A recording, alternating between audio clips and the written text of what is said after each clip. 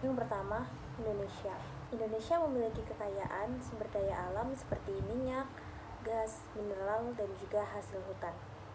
Pengelolaannya dilakukan berdasarkan Pasal 33 Undang-Undang Dasar 1945 melalui peran pemerintah, BUMN, pemerintah daerah, dan sektor swasta.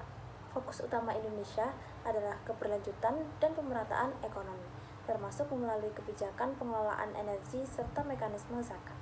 Namun, pengelolaan sumber daya alam di Indonesia masih menghadapi sejumlah masalah, seperti tumpang tindih perizinan, konflik agraria, kerusakan lingkungan, dan lemahnya koordinasi pusat daerah. Distribusi manfaat sumber daya alam diarahkan untuk membangun infrastruktur layanan publik, subsidi, dan dana bagi hasil untuk daerah. Meski demikian, peraturan belum optimal, terutama antara wilayah maju, semisal Jawa dan daerah terpencil. Selanjutnya yaitu pengelolaan sumber daya alam dan distribusi di Arab Saudi. Arab Saudi sangat bergantung pada sektor minyak dan gas sebagai sumber pendapatan utama. Pengelolaan seluruh rantai migas dikendalikan secara terpusat oleh Saudi Aramco. Pendapatan minyak didistribusikan oleh pemerintah untuk pembangunan infrastruktur besar, layanan publik yang disubsidi, dan tunjangan sosial warga negara. Namun, ketergantungan pada harga minyak dunia membuat ekonomi Arab Saudi rentan. Untuk mengatasi hal ini, negara tersebut merencanakan visi 2030 yang bertujuan yaitu yang pertama, melakukan diversifikasi ekonomi. Yang kedua, memperkuat sektor non-migas. Yang ketiga, meningkatkan kualitas sumber daya manusia. Distribusi sumber daya di Arab Saudi bersifat sangat terpusat dan fokus pada pembangunan nasional serta kesejahteraan masyarakat. Pengelolaan dan distribusi di negara Indonesia dan Arab Saudi. Yang pertama di Indonesia.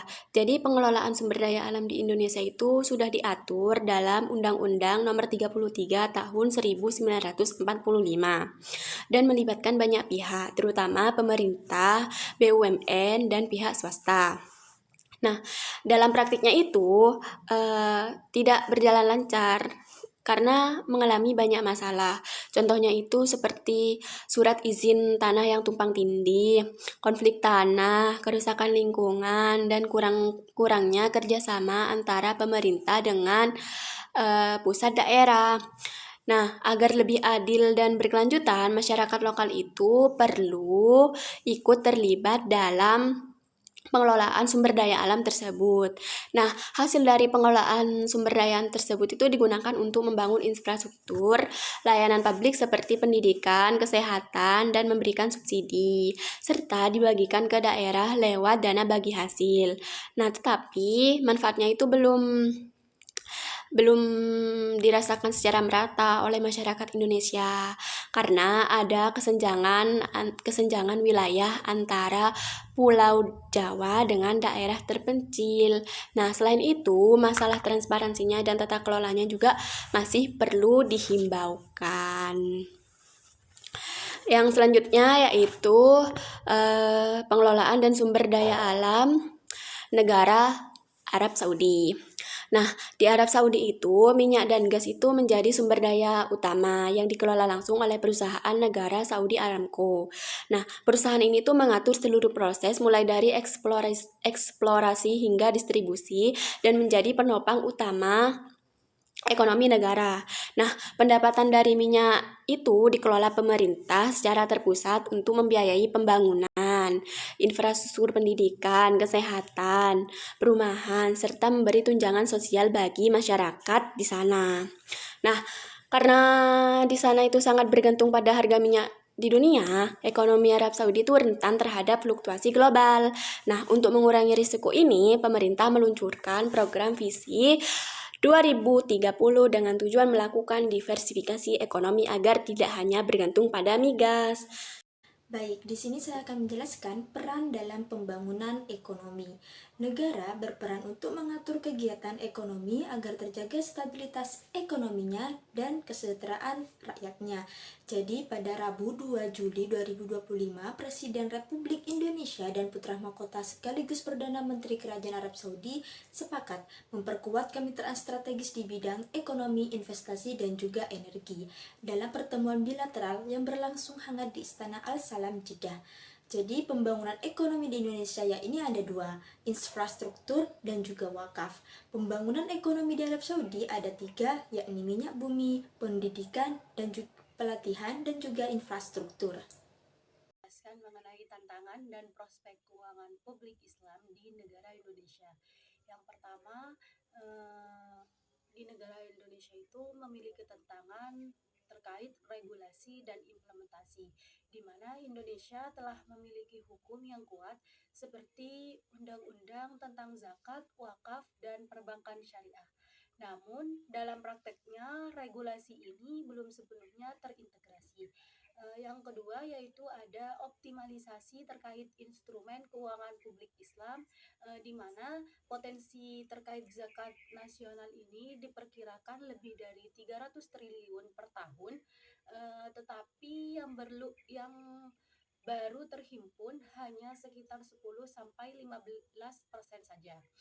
Yang ketiga yaitu ada literasi dan edukasi masyarakat soal keuangan syariah di Indonesia yang masih rendah, karena sebagian masyarakat menganggap zakat dan pajak adalah sebagai beban ganda. Yang keempat yaitu ada integrasi dengan sistem fiskal nasional, di mana artinya belum ada mekanisme formal yang menghubungkan antara zakat dan pajak yang dapat meningkatkan keadilan fiskal dan penerimaan negara. Selanjutnya yaitu ada prospek dalam keuangan publik Islam di negara Indonesia.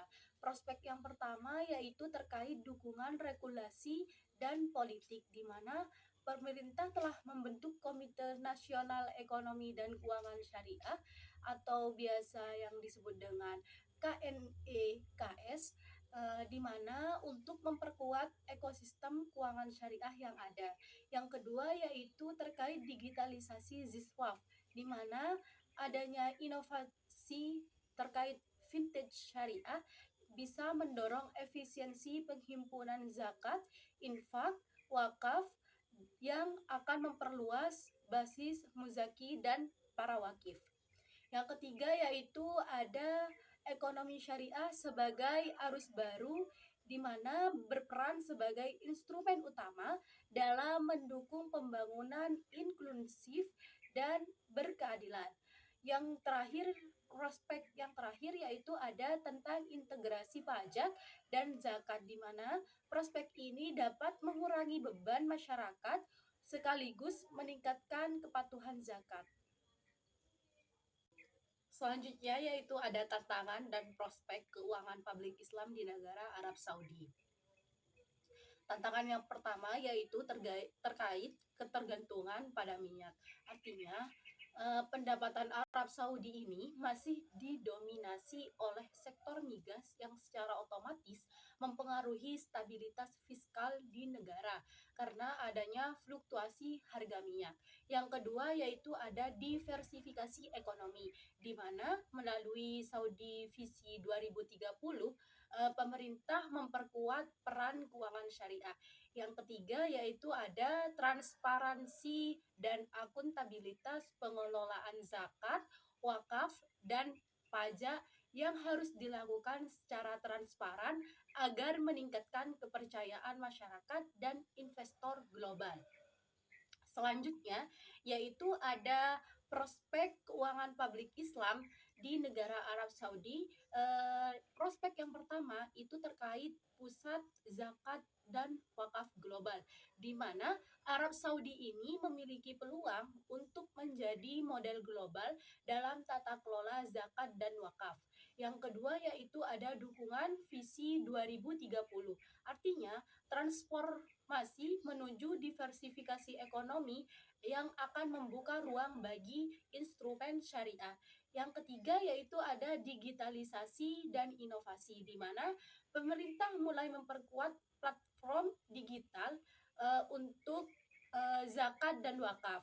Yang terakhir yaitu ada integrasi dengan ekonomi global, di mana Arab Saudi ini yang sudah aktif dalam penerbitan sukuk internasional yang menjadikan salah satu negara Arab Saudi ini dalam suatu pusat penerbitan instrumen syariah di global.